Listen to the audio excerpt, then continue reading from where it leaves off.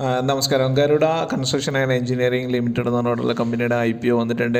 ഈ കമ്പനിയുടെ ബിസിനസ് എന്തൊക്കെയാണ്, കമ്പനിയുടെ പ്രോജക്ട്സ് എന്തൊക്കെയാണ്, ഇത്തരം കാര്യങ്ങളൊക്കെ ഡിസ്കസ് ചെയ്യുക. അതോടൊപ്പം തന്നെ IPOവുമായി ബന്ധപ്പെട്ടുള്ള ഡീറ്റെയിൽസ് കൂടുതലായിട്ട് ഡിസ്കസ് ചെയ്യുക. ഇതിൻ്റെ വാല്യൂസ് എത്രയാണ്, മറ്റു കാര്യങ്ങളൊക്കെ ഡിസ്കസ് ചെയ്യുക. ഇത്തരം കാര്യങ്ങളാണ് ഇന്നത്തെ ഈ വീഡിയോയിൽ ഡിസ്കസ് ചെയ്യുന്നത്. ആദ്യമായിട്ട് തന്നെ നോക്കുകയാണെങ്കിൽ കമ്പനിയുടെ പേര് Garuda construction and engineering limited എന്നുള്ള കമ്പനിയാണ്. മുംബൈ ബേസ്ഡ് കമ്പനിയാണ്. 2010 ഇതിൻ്റെ ഒരു ബിസിനസ് സ്റ്റാർട്ട് ചെയ്തിരിക്കുന്നത് കാണാൻ പറ്റും. മെയിൻലി അവർ ഇൻഫ്രാസ്ട്രക്ചർ അതുപോലെ തന്നെ ഹോസ്പിറ്റാലിറ്റി പ്രോജക്ട്സ് ആണ് അവർ ടേക്ക് കെയർ ചെയ്യുന്നത്. അതുപോലെ തന്നെ full construction services four residential, commercial, infrastructure, industrial project, ഇത്തരം കാര്യങ്ങളോട് അവർ ചെയ്യുന്നുണ്ട്. അവർ പിന്നെ ഇത് പറയുന്നത് കൺസ്ട്രക്ഷൻ സർവീസസ് ചെയ്യുന്നുണ്ട്. പിന്നെ അതുപോലെ കൺസ്ട്രക്ഷൻ സർവീസസ്, മെയിൻ്റനൻസ്, O&M, പിന്നെ mechanical, electrical and plumbing services ചെയ്യുന്നുണ്ട്. പല അവരുടെ വെബ്സൈറ്റിൽ അവർ പറയുന്നത് അനുസരിച്ചിട്ട് അവരൊരു EPC ആണ്, എഞ്ചിനീയറിംഗ് പ്രൊക്യൂർമെൻറ്റ് ആൻഡ് കൺസ്ട്രക്ഷൻ. അതായത് ഡിസൈൻ ചെയ്ത് പ്രൊക്യൂർമെൻറ്റ് ചെയ്ത്, അതായത് സാധനങ്ങളൊക്കെ വാങ്ങിച്ച് എഞ്ചിനീയറിംഗ് ചെയ്യുക. ഫസ്റ്റ് എഞ്ചിനീയറിംഗ് ചെയ്തതിന് ശേഷം പ്രൊക്യൂർമെൻറ്റ് ചെയ്യുക. എഞ്ചിനീയറിംഗ് അതിൻ്റെ ഡിസൈൻ കാര്യങ്ങളൊക്കെ ചെയ്യുക. പിന്നെ പ്രൊക്യൂർമെൻറ്റ് അതുപോലത്തെ എന്താ പറയുക, സാധനങ്ങൾ വാങ്ങിച്ച് കൺസ്ട്രക്ഷൻ ചെയ്ത് ഹാൻഡ് ഓവർ ചെയ്യുന്ന ടൈപ്പ് കമ്പനികളാണ് EPC എന്ന് പറയുന്നത്. അങ്ങനത്തെ EPC കമ്പനികളാണെന്നാണ് അവരുടെ വെബ്സൈറ്റിൽ അവർ പറയുന്നത്. അപ്പോൾ ഈ കമ്പനിയുടെ IPOയുമായി ബന്ധപ്പെട്ടുള്ള നോക്കുകയാണെങ്കിൽ IPOയുടെ open details, open date 8 October 2024 അതുപോലെ തന്നെ close date 10 October 2024. Price range 92 മുതൽ 95 രൂപയാണ്. IPO സൈസ് 264 കോടി രൂപയാണ്. ലിസ്റ്റിംഗ് BSE NSE, അതുപോലെ തന്നെ ലിസ്റ്റിംഗ് ഡേറ്റ് 15 ഒക്ടോബർ 2024. അപ്പോൾ ഇതുമായി ബന്ധപ്പെട്ട് നോക്കുകയാണെങ്കിൽ 157 ഷെയറാണ് നമ്മൾ മിനിമം വാങ്ങേണ്ടിയിരിക്കുന്നത്. അതുപോലെ തന്നെ ഇതിൻ്റെ ഒരു വാല്യൂ നോക്കുമ്പോൾ 14,444 രൂപയാണെന്ന് കാണാൻ പറ്റും. അപ്പോൾ ഇതൊക്കെയാണ് IPOയുടെ ഡീറ്റെയിൽസ് നോക്കുകയാണെങ്കിൽ. അതുപോലെ തന്നെ ബിഡിങ് സ്റ്റാർട്ട്സ് 8 ഒക്ടോബറാണ്. ബിഡിങ് എൻഡ്സ് 10 ഒക്ടോബറാണ്. അലോട്ട്മെൻറ്റ് ഫൈനലൈസേഷൻ 11 ഒക്ടോബറാണ്. അതുപോലെ തന്നെ റീഫണ്ട് ഇനിഷ്യേഷൻ 14 ഒക്ടോബറും പിന്നെ ഡിമാൻഡ് ട്രാൻസ്ഫർ 14 ഒക്ടോബറും പിന്നെ ലിസ്റ്റിംഗ് 15 ഒക്ടോബറാണ്. ഇതുമായി ബന്ധപ്പെട്ട് മറ്റു കാര്യങ്ങൾ നോക്കുകയാണെങ്കിൽ ഇവരുടെ ഒരു ഇത് നോക്കുകയാണെങ്കിൽ, സിനോപ്സിസ് നോക്കുകയാണെങ്കിൽ മറ്റു കാര്യങ്ങൾ നമ്മൾ IPO ബന്ധപ്പെട്ടുള്ള ലിസ്റ്റിങ്ങും മറ്റു ഡേറ്റ്സും നമ്മൾ പറഞ്ഞു. ഇനി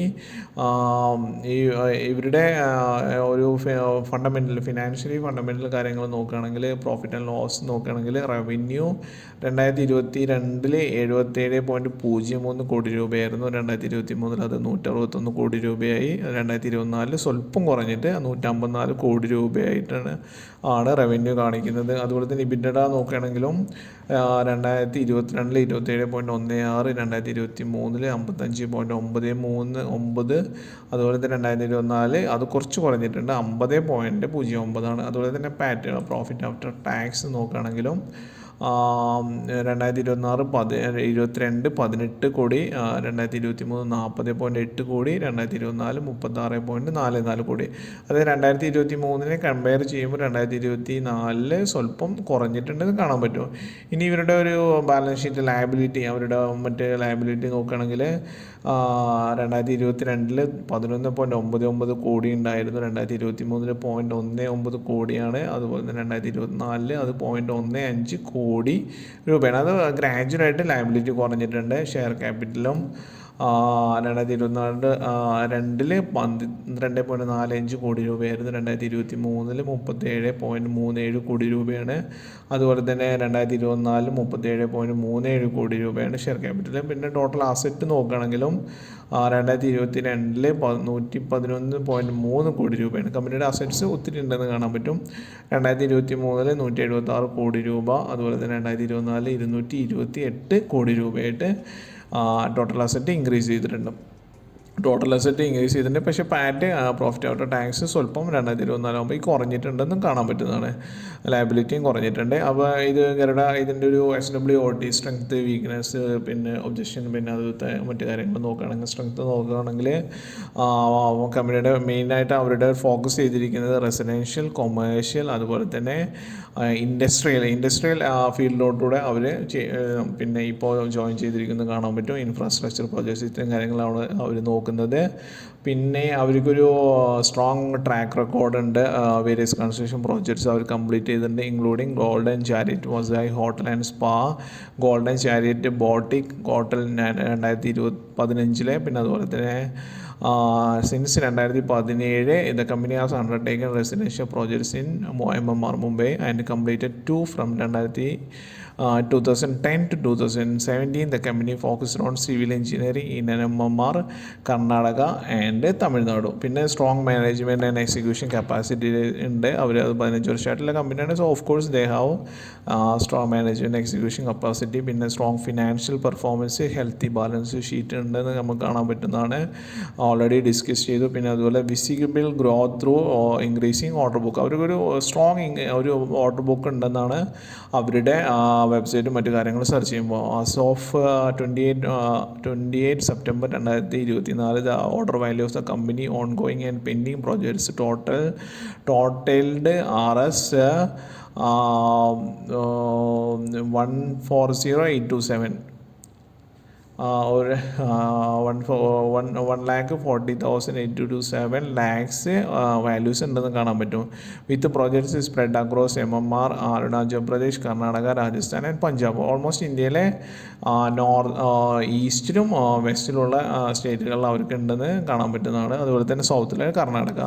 the increase in number of construction work and projects helped the company maintain its growth momentum and reputation. അതായത് ഒരു എന്താ പറയുക, കമ്പനിയുടെ ഒരു മികച്ചൊരു ഓർഡർ ബുക്ക് അവരുടെ കയ്യിലുണ്ടെന്ന് തന്നെ കാണാൻ പറ്റുന്നതാണ്. അപ്പോൾ ഇനി ഫർദർ ഇയേഴ്സിലും ഇത് ഓർഡർ ബുക്ക് കൂടുതൽ വരും. അവരത് ടൈംലി കംപ്ലീഷൻ ചെയ്യുന്നതോടുകൂടി അത് കൂടുതൽ ഓർഡർ ബുക്കിലോട്ട് പോയിക്കൊണ്ടിരിക്കുകയാണ് എന്നുള്ളതെല്ലാം സ്ട്രെങ്ത്തായിട്ട് കാണിക്കുന്നതാണ്. ഇനി വീക്ക്നെസ് നോക്കുകയാണെങ്കിൽ സീസണൽ ഫ്ലക്ച്വേഷൻസിനെ സബ്ജക്റ്റ് ചെയ്യുന്നതാണ്. അത് ഓഫ് കോഴ്സ് എല്ലാ പ്രോജക്ട്സും അങ്ങനെ തന്നെയാണ്, എല്ലാ കമ്പനികളും ഉണ്ടായിരിക്കും. പിന്നെ the business is subject to counterparty credit risk and any delay in receiving payment on receipt of payments may adversely impact or results of operation. അത് എല്ലാ ബിൽഡേഴ്സിനെയും അല്ലെങ്കിൽ എല്ലാ ഇതുപോലത്തെ കൺസ്ട്രക്ഷൻ കമ്പനിയും മറ്റും ഈ ഒരു ഫിനാൻഷ്യൽ ഇഷ്യൂസ് പലപ്പോഴും അവർക്ക് റോൾ ചെയ്യേണ്ടി വരും എന്നുള്ള കാര്യങ്ങൾ ജസ്റ്റ് സിമ്പിളായിട്ട് പറഞ്ഞു എന്നുള്ളൂ.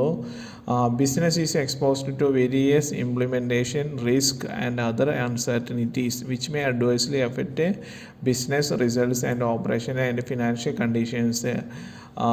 ഇത് ഈ ഒരു ജോബുമായി ബന്ധപ്പെട്ടുള്ള അല്ലെങ്കിൽ ഈ ഒരു പ്രൊജക്ട്സുമായി ബന്ധപ്പെട്ടുള്ള മറ്റ് റിസ്ക്കുകളാണ് ഇതിൻ്റെ ഒരു റിസ്ക് എന്നുള്ള ഒരു പോർഷൻസിൽ ഇവർ ഡിസ്കസ് ചെയ്യുന്നത്. അപ്പോൾ ഇത്തരം കാര്യങ്ങളെല്ലാം പറയുന്നത് നോക്കുകയാണെങ്കിൽ ഇപ്പോൾ ഉള്ളൊരു കമ്പനിയുടെ സ്റ്റാറ്റസ് വെച്ചിട്ട് അവരുടെ സ്ട്രെങ്തിന് നമ്മൾ കൂടുതൽ ഇമ്പോർട്ടൻസ് അല്ലെങ്കിൽ കൂടുതൽ വാല്യൂ കിട്ടും എന്നും കാണാൻ പറ്റുന്നതാണ്. കാരണം ഇത്തരം റിസ്ക്കുകളെല്ലാം ഓവർകം ചെയ്തിട്ടാണ് കമ്പനി ഇപ്പോൾ ഇതിലോട്ട് ലിസ്റ്റ് ചെയ്യുന്നൊരു ഘട്ടത്തിലോട്ട് കമ്പനി എത്തിയിരിക്കുന്നത് കാണാൻ പറ്റും. അപ്പോൾ ഇത്തരം കാര്യങ്ങളാണ് Garuda construction and engineering and construction and engineering limited എന്ന് പറഞ്ഞിട്ടുള്ള കമ്പനിയുടെ IPOയുമായി ബന്ധപ്പെട്ട് പറയാനുള്ളത്. കമ്പനിയുടെ ഒരു GMP വാല്യൂസ് ഇതുവരെ വെബ്സൈറ്റിൽ ലഭ്യമല്ല. പലതിലും വാല്യൂസ് കാണുന്നില്ല. പക്ഷേ ഒരു കൺഫർമേഷൻ നമുക്ക് കിട്ടിയിട്ടില്ല. GMP വാല്യൂസ് എത്ര ഉണ്ടെന്നാണെങ്കിലാണ് ലിസ്റ്റ് ചെയ്യുമ്പോൾ നമുക്ക് എത്രത്തോളം ഗെയിൻ ചെയ്തു എന്ന് അറിയാൻ പറ്റുള്ളൂ. അപ്പോൾ അത്തരം കാര്യങ്ങൾ ഇതുവരെ നമുക്ക് വെബ്സൈറ്റിൽ ലഭ്യമല്ല. അപ്പോൾ ഇതൊക്കെയാണ് Garuda construction and engineering IPO limited എന്ന് പറഞ്ഞിട്ടുള്ള IPOയുമായി ബന്ധപ്പെട്ട് പറയാനുള്ളത്. ഇൻവെസ്റ്റ് ചെയ്യുന്നതിന് മുമ്പോ അല്ലെങ്കിൽ അപ്ലൈ ചെയ്യുന്നതിന് മുമ്പോ നിങ്ങളുടെ ഫിനാൻഷ്യൽ അഡ്വൈസറുമായി ബന്ധപ്പെടുക, അവരുടെ അഡ്വൈസുകൾ റിസീവ് ചെയ്യുക എന്നുകൂടെ ഈ ഒരു വീഡിയോയിൽ ഞാൻ റിക്വസ്റ്റ് ചെയ്യാണ്.